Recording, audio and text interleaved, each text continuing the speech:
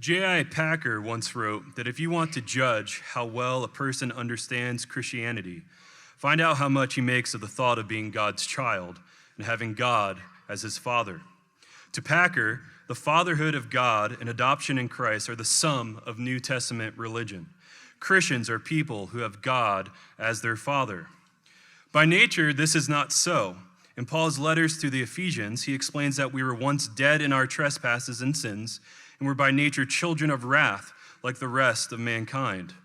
But God, being rich in mercy, made us alive by uniting us to Christ in his death and resurrection, and adopting us in his Son.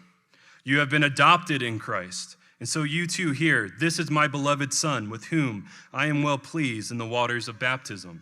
You have been adopted in Christ, and so you too pray to God, saying, "Our Father, who art in heaven." You have been adopted in Christ, so you too can cry out, "Abba, Father," as a son and heir through God. And the privileges go on and on. You have been adopted into the family of God, and you have been made one with the Father in his Son, bound together by the Spirit's love. God as your Father ought to be at the forefront of all your prayer, worship, and work.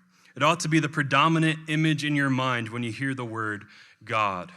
To miss this is to miss the heart of the gospel. As the Apostle John exclaimed, "See what kind of love the Father has given to us, that we should be called children of God, and so we are." So do you truly know God as your Father? There's only one way to him, and it is through his Son. And this is good news for you today.